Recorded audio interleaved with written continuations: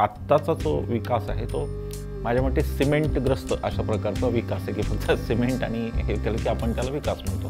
Mumbai Goa highway जो आहे त्याच्यावर ज्या मुख्यतः जे दरडी कोसळल्या त्या मुख्यतः त्याला जिम्मेदार नॅशनल हायवे ऑथॉरिटी आहे की त्यांनी ज्या उभ्या पद्धतीने डोंगर कापून ठेवले। आजपर्यंत मी कधीही हे म्हणालो नाही की 2050 साली मुंबई बुडणार आहे, 2000 न्यूयॉर्क, कारण ते तसं म्हणणं माझ्या दृष्टीने ते शास्त्रीय नाही आहे। तसं जर तर ह्याची शक्यता विज्ञानात खूप कमी असते। जसं शेअर बाजारावरून इकॉनॉमी ठरत नाही तसं GDPवरून विकास ठरत नाही।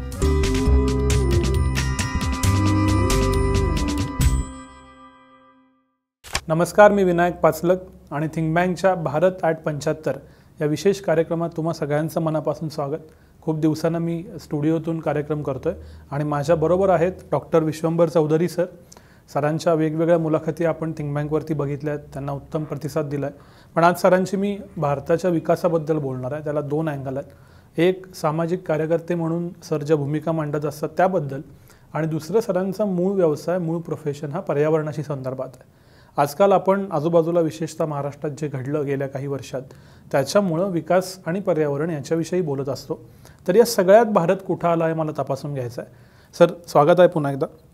माझा पहिला प्रश्न असा आहे की 75ला भारत, कालच स्वातंत्र्य दिन होऊन गेला आहे, आपण आज स्टुडिओत शूट करतोय, हा म्हणल्यानंतर तुमच्या आजवरच्या अनुभवातून जे काही तुम्ही आजूबाजूला बघताय तुमच्या मनात येणारे इमिजिएट विचार काय आहेत?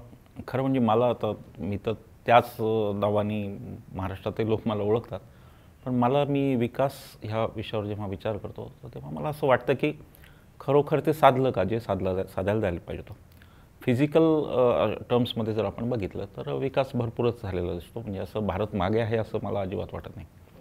पायाभरणी जी त्या काळात केली स्वातंत्र्यानंतरच्या आपल्या नेत्यांनी, आणि IIT असतील किंवा NCL सारख्या CSIRच्या वेगवेगळ्या संस्था असतील, मला असं वाटतं की त्यांचं व्हिजन असं होतं की एक तर विकासाला उत्तम मनुष्यबळ लागणार आणि दुसरं भांडवल लागणार। भांडवलाची व्यवस्था मग सरकारने केली समाजवादी धोरणानुसार, आणि मनुष्यबळ आपण असं निर्माण केलं। पण मला असं अजूनही वाटतं की लोकसंख्येच्या प्रमाणात त्याचा आपण विकास नाही करू शकलो। म्हणजे लोकसंख्येच्या प्रमाणात आत्ता IIT भारतामध्ये कदाचित 20 IIT हव्या होत्या आपल्याला, तेवढे आपल्याकडे नाहीत। किंवा CSIRचे सुद्धा अनेक गोष्टी, म्हणजे आता NCL पुण्यात आहे पण NCLची काही कुठे इतरत्र आपल्याला NCLची वाढ डेव्हलपमेंट अशी झालेली दिसत नाही। मला असं वाटतं की लोकसंख्येच्या प्रमाणात हे जर का प्रमाण आपण लावलं तर तिथे त्या विकासाला कुठेतरी आपण पेस कमी केली असं माझं म्हणणं आहे।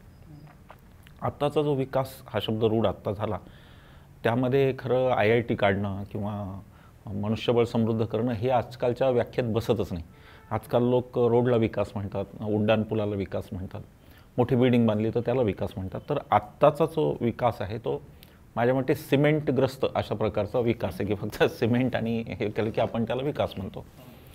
पण त्या विकासाचे जे परिणाम आहेत, म्हणजे मी विकास नियोजनाबद्दल बोलताना मी सांगेन की जेव्हा अमेरिकेत एका अधिकाऱ्याशी मी ह्या विषयावर बोललो, मी त्यांना असं म्हणालो की विकास तुम्ही जो करता त्या विकासाला विरोध होताना दिसत नाही फारसा। इथे जसं आपल्याकडे विकासाला विरोध होतो तर त्याची कारणं काय आहेत, तर त्यांनी असं सांगितलं की आम्ही 3 गोष्टी आवर्जून करतो। एक तर आम्ही कॅरिंग कॅपॅसिटीचा अभ्यास करतो पहिल्यांदा, की अमुक भागात जर एक प्रकल्प येणार आहे तर त्या भागातली आता सल्फर डायऑक्साईडची, कार्बन डायऑक्साईडची क्षमता किती राहिली, आणि नसेल तर मग दुसऱ्या भागातून यायला पाहिजे। उदाहरणार्थ आपल्याकडे रत्नागिरीच्या एकाच जिल्ह्यात 21 प्रकल्प कोळशावर आधारित विजेचे होते की ते त्या कॅरिंग कॅपॅसिटीमध्ये बसत नाही। म्हणजे एकटा रत्नागिरी जिल्हा भोगणार आणि बाकीच्यांना वीज मिळणार, पण प्रदूषण सगळं तिथे, जसं आत्ताही परळीला प्रदूषण होतं, वीज पुणे मुंबईला मिळते पण ते प्रदूषण सगळं परळीत होतं। दुसरं ते असं म्हणाले की मी ॲनालिसिस ऑफ अल्टरनेटिव्स असं आम्ही मागतो। म्हणजे समजा तुम्ही एखादा प्रोजेक्ट घेऊन US मध्ये गेलात की मला अमुक एक प्रकल्प करायचा आहे, तर ते तुम्हाला पर्याय मागतील की पर्याय कशाचे। पहिलं म्हणतील की जागेचा पर्याय सांगा, पर्यावरणपूरक जागा कोणती आहे।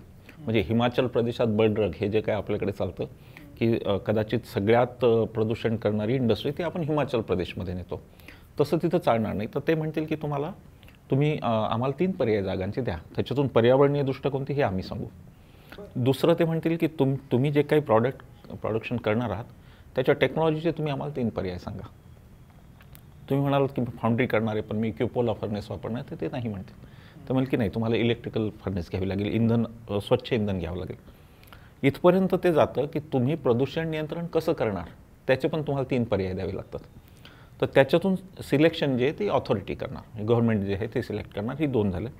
आणि तिसरं, प्रत्येक गोष्टीत ते कॉस्ट बेनिफिट ॲनालिसिस होतं. म्हणजे कॉस्ट, एन्व्हायरमेंटल कॉस्ट या धरल्याच जातात. उदाहरणार्थ एका प्रकल्पासाठी समजा 5,000 झाडं तोडायची असतील तर त्या 5,000 झाडांची पर्यावरणीय किंमत धरली जाते तिथे.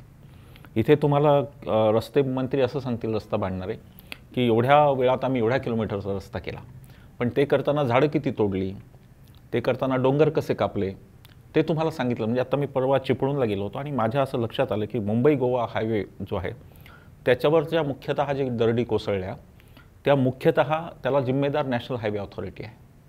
की त्यांनी ज्या उभ्या पद्धतीने डोंगर कापून ठेवले, म्हणजे ग्रेडियंट असतो, स्लोप असतो, त्याच्यामध्ये केलं तर कदाचित माती खाली येणार नाही. अक्षरशः उभे कडे कापले आणि तेच कडे पावसात सगळं ते खाली आलेलं आपल्याला दिसतं. तर हा जो भाग आहे की ॲनालिसिस अल्टरनेटिव्ह नाही, कॉस्ट बेनिफिट ॲनालिसिस नाही. आपल्याला सार्वजनिक बांधकाम खातं आपलं महाराष्ट्र असो नाही केंद्रीय असो, त्यांच्याकडे सक्ती आहे काही झाडं लावण्याची. ते जर रस्त्यावरची झाडं तोडत असतील तर त्याच्या तिप्पट वनीकरण त्यांना करावं लागतं. शिवाय त्या रस्त्यावरही त्यांना झाडं लावावी लागतात. मला तुम्ही एक प्रकल्प दाखवा जिथे झाड लावलेलं आहे.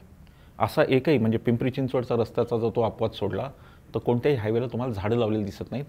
ती पूर्व अट असते. बाहेरच्या देशांमध्ये ती पूर्व अट असते की जेवढी कापली, आणि आपल्याकडे ते कायदे आहेत त्याच्या संबंधीचे, पण तसं होताना दिसत नाही.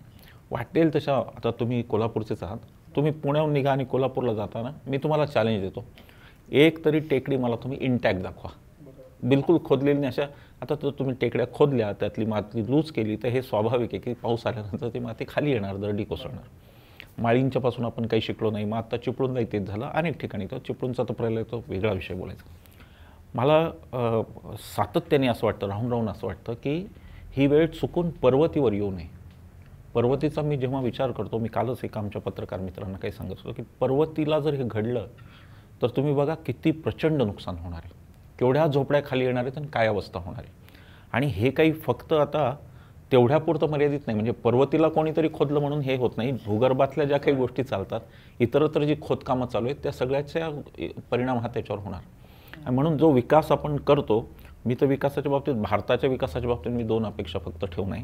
एक तर तो पर्यावरणदृष्ट्या पूरक असावा आणि दुसरा तो सर्वसमावेशक असावा, समाजातल्या सगळ्या थरांना त्यांनी सामावून घ्यावं. या 2 अटींमध्ये सुद्धा आपले बहुतेक विकास प्रकल्प बसत नाहीत. आणि म्हणून भारत 75रीत जात असताना मी अशी अपेक्षा व्यक्त करीन की निदान या 2 किमान अटी जरी आपण पाळल्या तरी विरोध होणार नाही प्रकल्पांना. प्रकल्पांना विरोध हा काही लोकांचा व्यवसाय नाही. आंदोलनजीवी वगैरे बरंच जरी काही म्हणलं गेलं असलं तरी तो काही लोकांचा व्यवसाय नसतो. आणि त्यामुळं जो विरोध होतो तो काही ना काही कारणाने होतो. जर या गोष्टी, म्हणजे उदाहरणार्थ आधी पुनर्वसन मग धरण, हे आपलं धोरण आहे, पण कोणत्याही धरणात ते होत नाही. ते जरी झालं तरी हा विरोध एवढा होणार नाही असं मला वाटतं. बरोबर. पण सर, मला एक असा प्रश्न पडतो, तुम्ही या उत्तराच्या सुरुवातीला त्याचा उल्लेख केला की विकास म्हणजे टच अँड फील विकास, म्हणजे असं भव्य दिसलं की विकास झाला असं एक परसेप्शन आता बिल्ड झालं आहे. पण याच्या बाजूला जागतिक पातळीवरती ॲक्च्युली आपला देश उत्तम मनुष्यबळासाठी ओळखला जातो.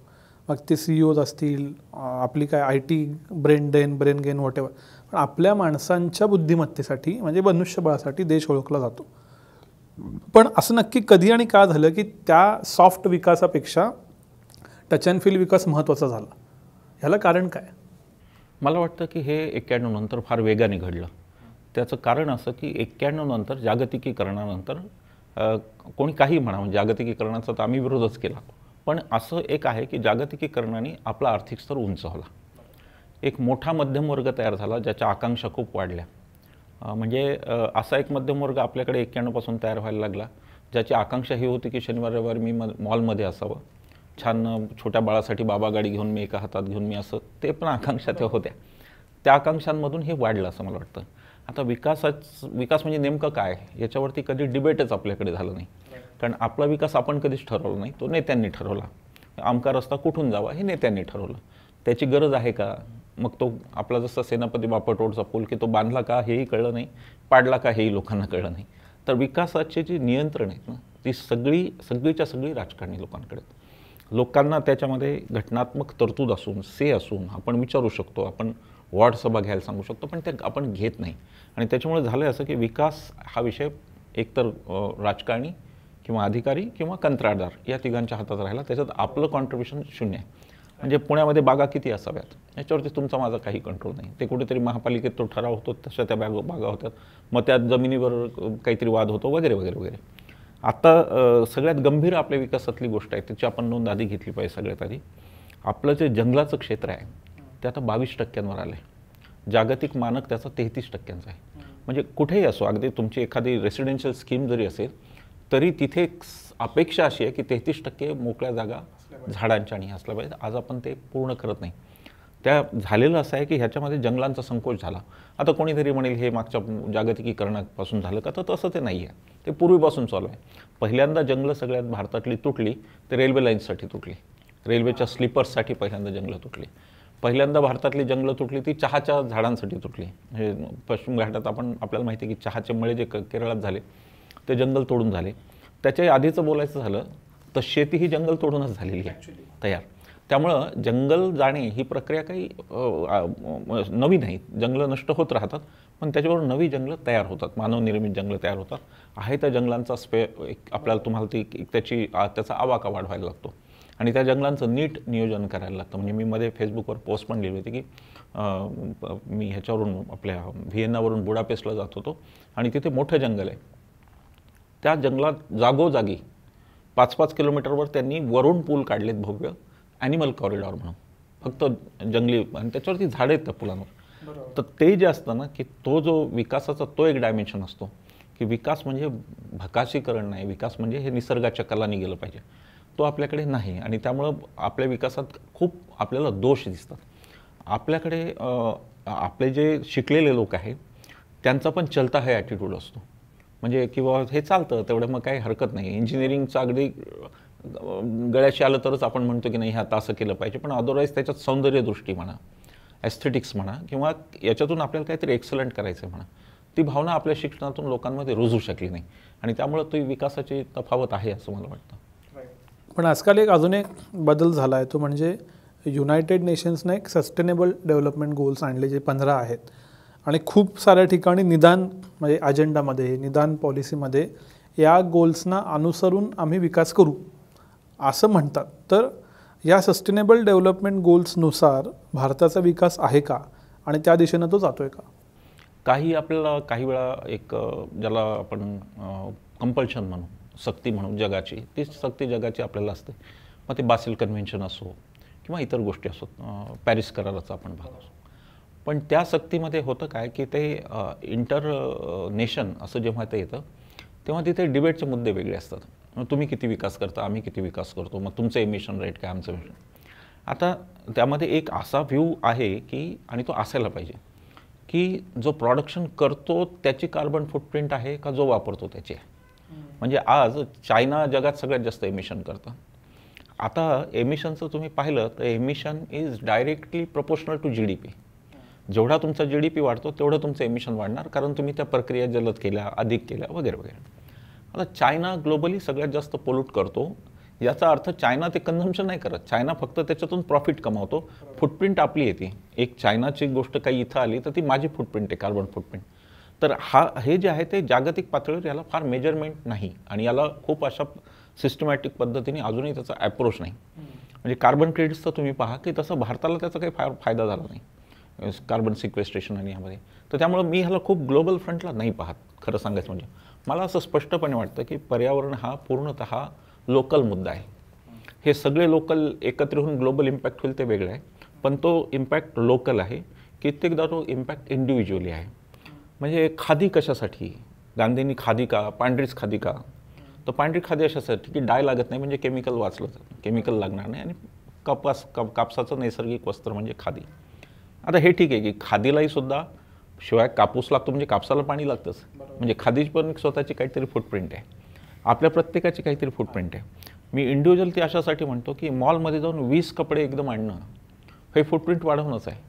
तुम्ही आणलेले कपडे वापरता का, आणि वापरल्यानंतर तुम्ही जाता. सुधा मूर्तींनी मध्ये फार छान लिहिलं की मी 3 नवे कपडे आणले तर 3 आधी बाहेर काढते पहिले जुने, म्हणजे ते रिसायकलिंगमध्ये येतं, ते कपाटात पडून नाही राहत, ते कोणीतरी वापरेल कदाचित. तर ती फुटप्रिंट आपली कार्बन फुटप्रिंट ही आपल्यापासून इंडिव्हिज्युअलपासून सुरू होऊन आपला समाज, आपला सभोवताल इथपासून ती नंतर देशामध्ये जाते असं मला वाटतं. आता भारतामध्ये पॉलिसी जर पाहिली आपण तर पॉलिसी वाईज आपलं फार परफेक्ट आहे सगळं. तुम्ही लॉज पाहिले, सगळे लॉज परफेक्ट आहेत. म्हणजे इतके आपले लॉज हे आहे की म्हणजे आपण लोकांना पर्यावरणाच्या ज्या परवानग्या देतो त्यामुळे 150 अटी असतात.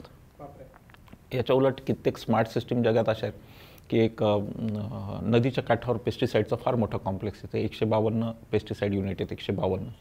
आणि त्याच्यामध्ये त्यांच्या पर्यावरण परवानगी फक्त एका वाक्याची की तुम्ही ह्या प्लांटसाठी पाणी घेताना डाऊनस्ट्रीमपासून घ्यायचं आणि तुमचं ट्रीट केलेलं अपस्ट्रीमला पाठवायचं. म्हणजे पहिल्यांदा तुमचं पाणी तुम्ही घ्या. आणि तशा स्मार्ट सिस्टीम आपल्या डेव्हलप नाही होऊ शकल्या, आपल्या सिस्टीम ठोकळे बाजेल. पण तरी मला तुम्हाला एक गोष्ट मुद्दाम सांगायची आहे की आपल्या विकासात म्हणजे नेते तर फार काही कॉन्ट्रीब्यूट करणार नाहीत किंवा प्रशासक, पण आपल्या विकासात कॉन्ट्रीब्यूट केलं आहे ते तंत्रज्ञानाने खूप मोठं कॉन्ट्रीब्यूट केलं आहे. मगाशी जे आपण बोलत होतो की 25 वर्षापूर्वी BOD ज्याला आम्ही biological oxygen biochemical oxygen demand म्हणतो ते 100 आली तरी आनंद वाटायचं लोकांना की खूप छान कंट्रोल झाला. आज ते 10च्या आत येतो. आज एमिशन्स मी म्हणालो तुम्हाला मगाशी की काही मायक्रोग्रॅममध्ये आम्ही एमिशनची आता गॅरंटी घेतो की हे याच्या पुढे जाणार नाही. जॉर्ज फिशर डिसासारख्या सिस्टीम डेव्हलप झाल्या. तर ते फार महत्त्वाचं आहे की ते तंत्रज्ञान पण विकसित होतं आहे. कित्येक वेळा ते फायद्यासाठी म्हणून पण होतं आहे, पण ती चांगली गोष्ट आहे. म्हणजे उदाहरणार्थ तुम्ही जर समजा स्क्रॅप जाळत असाल तर त्या स्क्रॅपचं पुन्हा प्रोडक्शननंतर पुन्हा ते स्क्रॅप म्हणजे त्यातलं जे स्क्रॅप येईल ते पुन्हा तुम्ही त्यात टाकता. त्याचेही तंत्रज्ञान आलं आहे, त्याच्याही अनेक गोष्टी आल्या. तर ही जी तंत्रज्ञान मला असं वाटतं एक पर्यावरणवादी म्हणून मला आणि पर्यावरणशास्त्रज्ञ म्हणून मला असं वाटतं हे की सगळं कॉस्टशी रिलेटेड आहे. जर ह्याला काही किंमत आली तर ते होतं.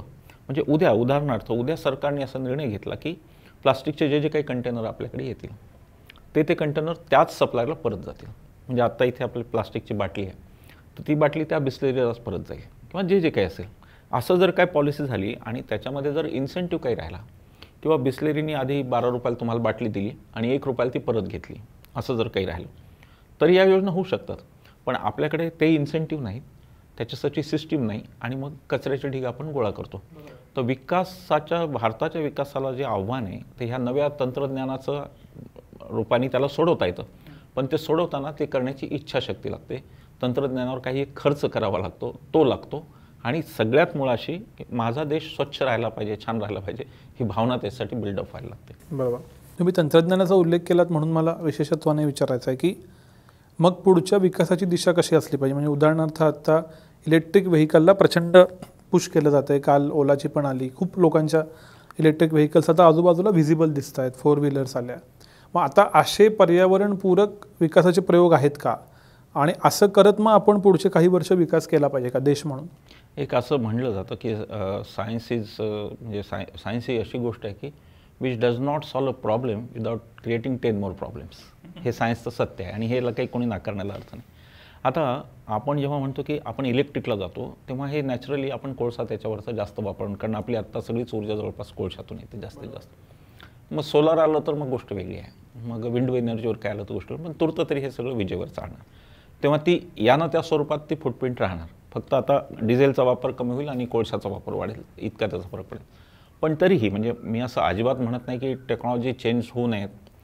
आता हे तर आपण व्हेकलचं बोलतोय, पण तो इंडस्ट्रीमध्ये खूप क्लीन टेक्नॉलॉजी झालं, ग्रीन टेक्नॉलॉजी झालं, खूप आलं, अनेक प्रकारचे आलं की आता खूप पुढे गेलात गोष्टी अनेक आणि ते खरोखर वर्केबल आहे.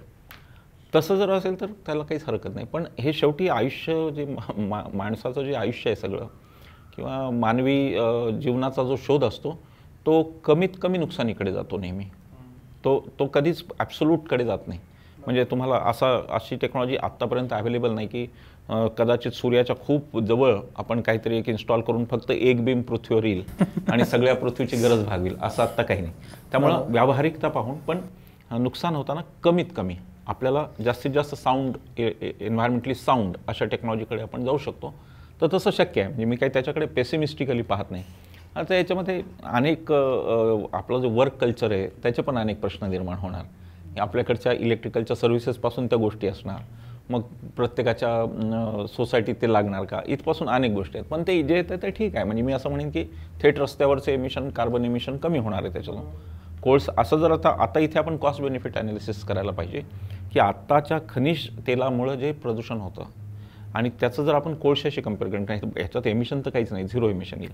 पण कोळशाचं जे आपण काढली फुटप्रिंट की कोळसा पर हेड पर काय जे असेल ते युनिट आपण किती वापरला, त्याच्यातून एमिशन किती झालं, तर ते कदाचित वर्कआउट होईल. तर काल गडकरींनी इथेनॉलची काहीतरी घोषणा केली की इथेनॉलवरती चालेल सगळं. पण त्या इथेनॉल एमिशनचा अभ्यास केला की नाही मला माहीत नाही. म्हणजे की पेट्रोल आणि डिझेल आणि इथेनॉल याचं कंपॅरिझन झालं की नाही. आपल्याकडे खूपदा लोकप्रियता म्हणून घोषणा होत राहतात पटकन की आता हे काहीतरी आम्ही बदल करतोय, आम्ही फार चमत्कारिक काहीतरी करतोय. तो चमत्कार सस्टेनेबल आहे का हे पाहायला पाहिजे. आणि ते जर झालं नाही तर मग त्याचा उपयोग होत नाही. तर मला असं वाटतं की शुद्ध शास्त्रीय दृष्टिकोन ठेवून, कोणत्याही पर्यावरणीय अंधश्रद्धा न ठेवता आपण ह्या गोष्टींकडे पाहायला पाहिजे. आणि त्या गोष्टींकडे अगदी निखळ नजरेनेच पाहायला पाहिजे.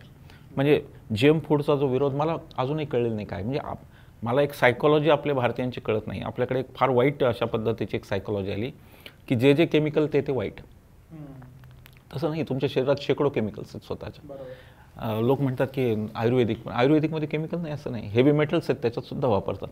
केमिकलच आहे, हे जगच केमिकल आहे. हे सगळं हा केमिस्ट्रीचा आहे. बस अगदीच साधी गोष्ट आहे.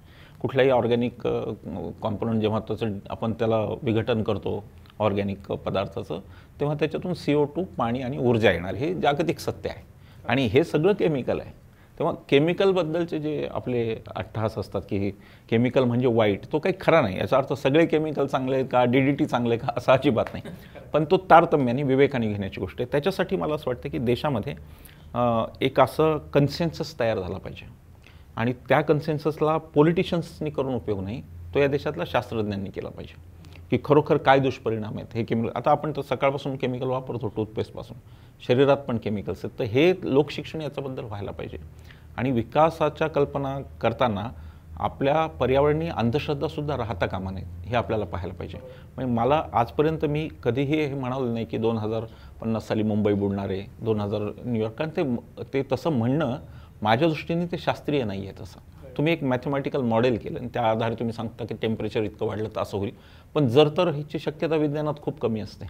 आणि म्हणून जे घडतं, जे पाहतो आपण, तेवढ्यालाच विज्ञान खरं आहे असं म्हणतं. शक्यता विज्ञान अनेक वर्तवतो. म्हणजे विज्ञान ही पण शक्यता वर्तवेल की कदाचित, म्हणजे मी एक अतिशय सार्कॅस्टिक होता तो पेपर, पण मी तो वाचला आणि मग त्या पेपरवर बराच विचार केला. एका जर्मन शास्त्रज्ञाचा पेपर आहे, 10 एक वर्ष झाली, मला त्या आता नाव लक्षात नाही त्यांचं. त्यांनी असं सांगितलं की बाबा एन्व्हायरमेंटलिस्ट सगळे हे पेसिमिस्टिक आहेत आणि ह्यांना इव्होल्युशनची काही कल्पना नाही. त्याचं असं म्हणणं होतं की बा कदाचित इव्हॉल्व अशी होईल बॉडी, ह्युमन बॉडी, की आपल्याला श्वसनासाठी कार्बन डायऑक्साईड लागेल. कदाचित असं होईल की तुम्हाला फक्त समुद्राचंच पाणी पचेल. आता हे सारख्याजम म्हणून ठीक आहे, विनोदाचा भाग आपण यातला सोडून देऊ. पण इव्होल्युशनची आपल्याला खरंच कल्पना नाही. आपल्याला हे माहिती नाही की इव्होल्युशनमध्ये आधी काय घडलं. मी जसं मगाशी म्हणालो की तापमान मोजायचं आपल्याला 180-150 वर्ष आपल्याला झाली. पृथ्वीचं वय आहे 4.5 अब्ज वर्ष. तर हे ट्रेंड कधी 10,000 वर्षांनी सायक्लिक असतात का, याच्याबद्दल आपल्याला काही कल्पना नाही. असं म्हणजे तुम्ही जेव्हा 4.5 अब्ज म्हणता, 450 कोटी वर्ष म्हणता, आणि त्याच्या तुलनेत तुम्ही जेव्हा 150 वर्ष म्हणता, तो सॅम्पल साईज स्टॅटिस्टिक्सच्या दृष्टीने निग्लिजिबल आहे, तो नाहीच. तर म्हणून एक म्हणजे पर्यावरणातला शास्त्रज्ञ म्हणून मी अशी भाकी तर करत नाही की एवढं बुडेल, अमुक होईल तमुक होईल. पर्यावरणाचे म्हणजे हवामान बदलाचे परिणाम आपल्याला दिसत आहेत, हिमनद्या वितळतात वगैरे, हे सगळे दृश्य परिणाम आहेत. तर मी आत्ता असं म्हणणार की हो, हवामान वाढ दिसते आहे, पण त्याचं नेमकं किती कोण कधी बुडेल ती भविष्यवाणी काही मी करू शकत नाही.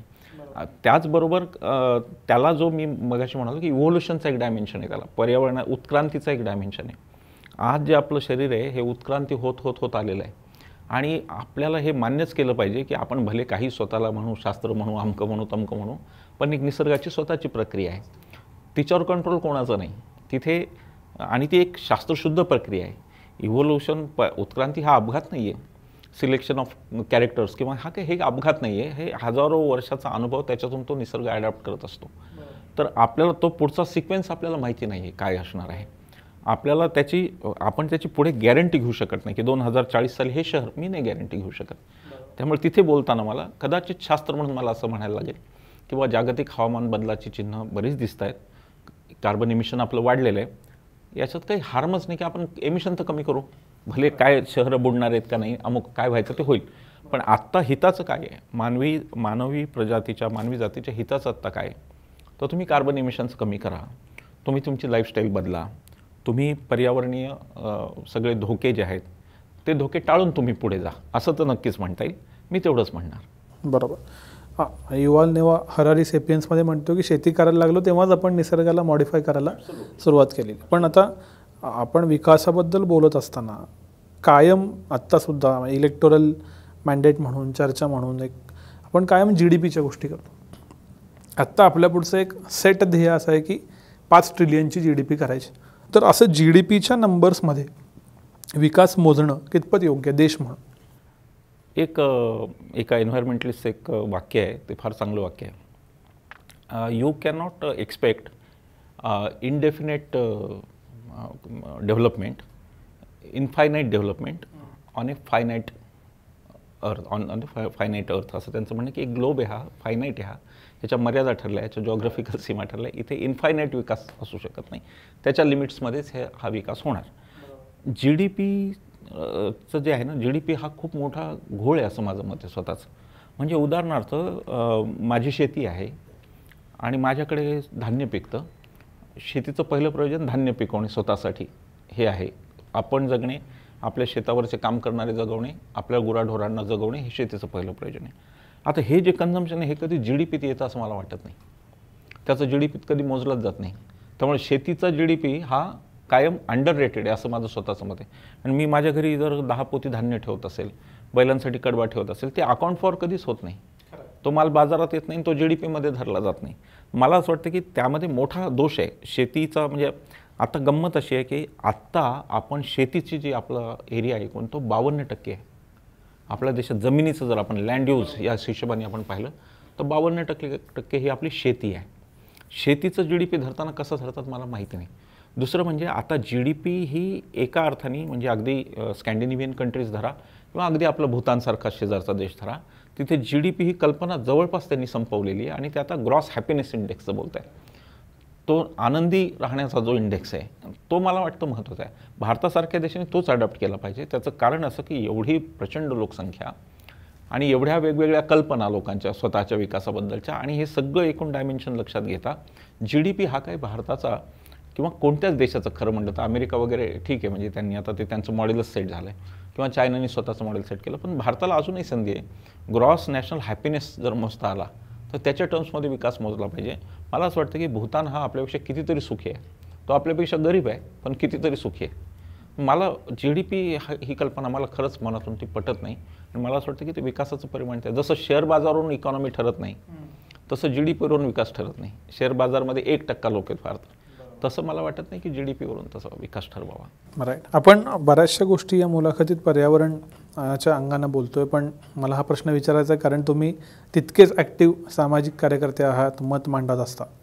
तर भारतामध्ये म्हणजे भारताच्या 75वीत बोलत असताना एका बाजूला विकास आणि त्या संदर्भातली एक थॉट प्रोसेस, आणि दुसऱ्या बाजूला समता, बंधुता, सामाजिक न्याय, लोकशाही, आणि कित्येकदा एक असा संघर्ष उभा राहतो की मूल्यव्यवस्था महत्त्वाची का मिळणारा विकास महत्त्वाचा.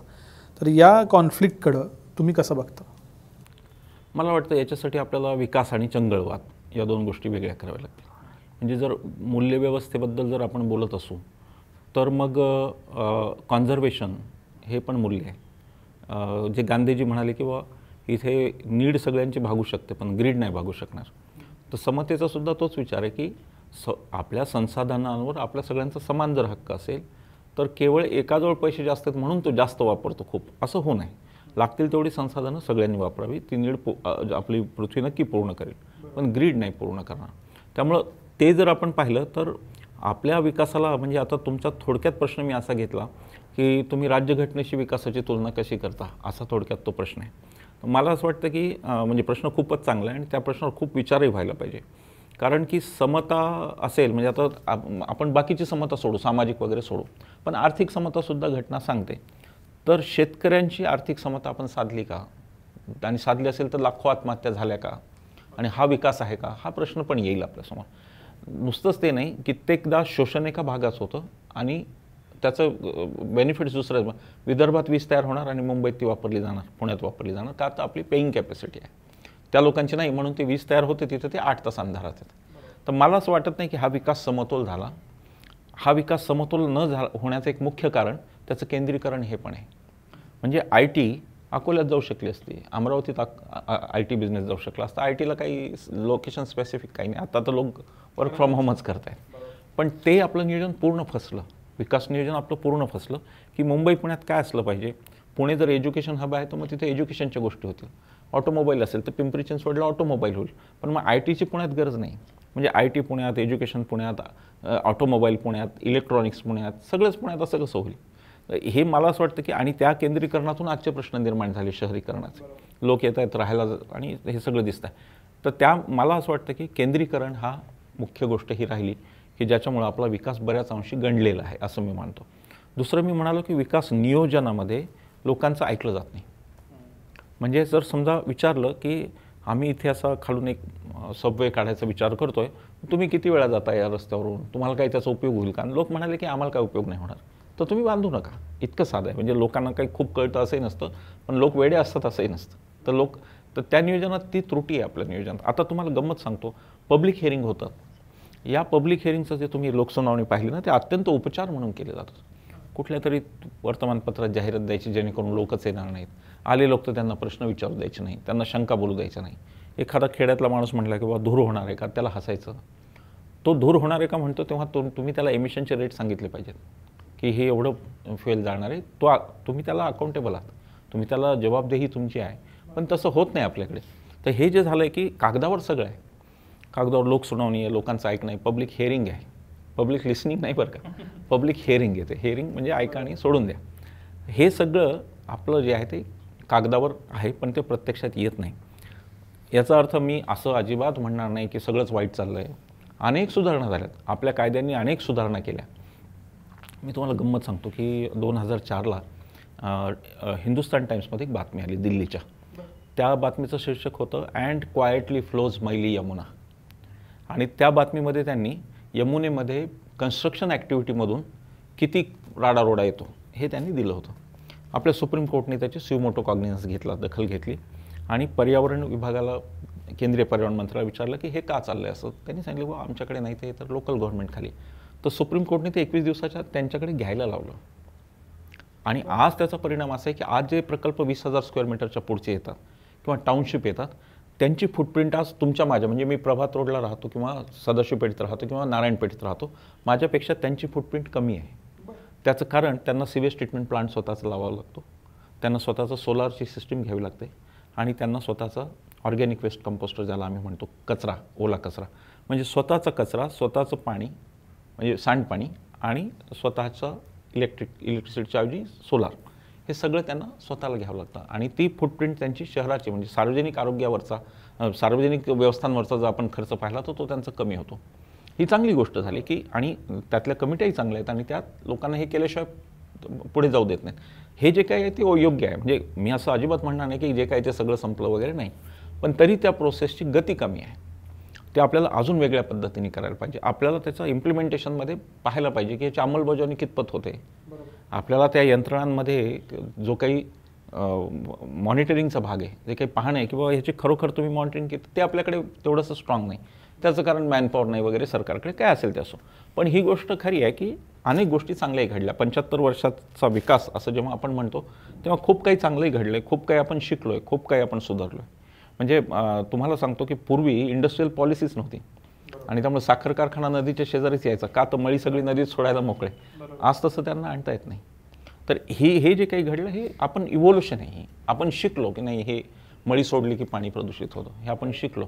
त्या इव्होल्युशनमध्ये खूप काही चांगलंही घडलं. म्हणजे आपण 75व्या वर्षी निराशाजनक विचार करण्यात काहीच अधिक म्हणजे त्याच्यामध्ये काही अर्थ नाही. पण आपण ही याची गती वाढवून याला कसं अजून स्ट्रेंथन करता येईल, अजून कसं पुढे नेता येईल, हा विचार आपल्याला करावाच लागेल. हा जो विषय आपण घेतला आहे भारत 875, या एपिसोडच्या शेवटी हा प्रश्न घेऊन मला थांबायचा, तो म्हणजे ह्या सगळ्या पार्श्वभूमीवर 100व्या वर्षीचा भारत कसा असावा असं तुम्हाला वाटतं? मला असं वाटतं की खाजगीकरणानंतर खास करून एक झालेलं आहे की अनेक गोष्टींचे निर्णय हे आता शॉर्ट सर्किट आहेत. म्हणजे तिथल्या तिथेच ते होतात. एखादा कंपनीचा म्हणजे समजा तुम्हाला सांगितलं की अमुक अमुक करायचं, तुम्ही तुमच्या संस्थेपुरता निर्णय घ्याल, तुम्ही काही सगळ्या जगाचा निर्णय घेत बसणार नाही. तर निर्णय प्रक्रिया आपली बऱ्यापैकी थोडीशी आता मला जलद झालेली दिसते आहे. ज्या प्रकारे प्रकल्पांच्या अंमलबजावणीचा वेगसुद्धा आपण पाहिला, म्हणजे आता आपलं उदाहरण आपल्या पुण्यातली मेट्रो खरंच ती रेकॉर्ड ब्रेक वेळेत झाली असं मी म्हणणार. नाही तर आपल्याला सरकारी प्रकल्प 10-10 वर्ष पाहायची सवय. तर हा वेग वाढतोय, त्याचं कारण त्याचं तंत्रज्ञान पण वाढतंय. मला असं वाटतं की हा वेग वाढेल, पण ही जी सगळी प्रक्रिया विकासाची ही मनुष्यकेंद्री होईल का नाही याबद्दल माझ्या मनात शंका आहे. ज्या प्रकारचं खाजगीकरण चाललं आहे तिथे सामान्य माणसाला म्हणजे एक जीव म्हणून, एक जगणं म्हणून आणि त्याच्या पुढे प्राण्यांना, पक्ष्यांना ती स्पेस उरेल का नाही असं मला भीती वाटते स्वाभाविक. त्याचं कारण असं की ह्या विकासाचं जे मॉडेल आहे ते फक्त नफ्याशी निगडीत आहे, ते आनंदाशी निगडीत नाही आहे. जसं आपण GDPचं मगाशी बोललो की GDP किंवा ग्रॉस नॅशनल हॅपीनेस, तर हे मॉडेलच मुळात नफ्याशी निगडीत आहे आणि त्यामुळं ती स्पेस राहील का याबद्दल माझ्या मनात चिंता आहे. मला दुसरी त्यातली जी पॉझिटिव्ह गोष्ट त्याच्या मागची दिसते ती अशी की लोकांमध्ये अवेअरनेस भरपूर आला आहे. म्हणजे आता लोक रस्त्यावर येतात, पर्यावरणीय प्रश्न आहेत हे आता लोकांना पटतं. म्हणजे वैकुंठच्या आपल्या चिमणीमधून मध्यंतरी झालं तर लोकांनी स्वतःहून तक्रारी केल्या. ही गोष्ट 25 वर्षापूर्वी झाली नसती. लोकांनी ते आपल्या नशिबातच तसं आहे असं म्हणून कदाचित सोडलं असतं. पण आता लोक व्यवस्थेला जात आहेत, व्यवस्थेशी बोलत आहेत, सांगत आहेत की नाही हे चूक आहे, हे आम्हाला त्रास होतो याचा. या गोष्टी आता चांगल्या होत आहेत. नाही फक्त पुण्यात होतं असं नाही, अगदी सगळीकडेच होत आहेत भारतभरामध्ये. तर ती जी आहे ना ती गोष्ट खूप पॉझिटिव्ह आहे आणि ती लोकांचे स्टेक्स वाढवणारी, म्हणजे एक लोकांचा हिस्सेदारी, त्याच्यात भागीदारी लोकांची वाढवणारी अशी ती गोष्ट आहे. ती एक मला पॉझिटिव्ह वाटते. मला वाटतं की त्याच्यामध्ये गेल्या काही काळात खूपच सुधारणा झाली लोकांचं बऱ्यापैकी.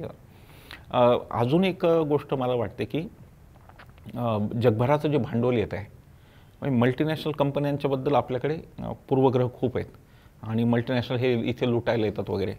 तर खरं पाहिलं तर मल्टीनॅशनल जेव्हा इथे येते तेव्हा ती रोजगार इथल्याच लोकांना देत असते.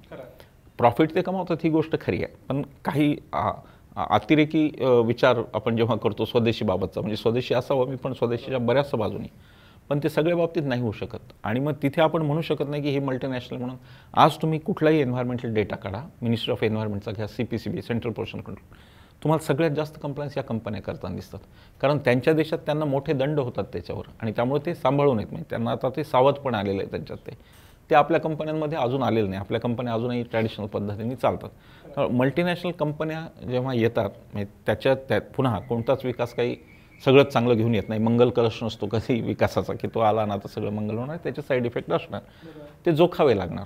त्याच्यामध्ये आपल्याला कंपॅरिझन करावी लागणार, आपल्याला त्याचं कॉस्ट बेनिफिट ॲनालिसिस करावं लागणार की कितपत कॉस्ट आहे आणि त्याचे बेनिफिट काय आहेत. शेवटी हे जग हा अशाच आधारावर चाललं. इव्हन निसर्गसुद्धा कॉस्ट बेनिफिटवर चाललेला असतो. आपणही जन्माला येतो तेच काहीतरी एक फुटप्रिंट घेऊन येतो.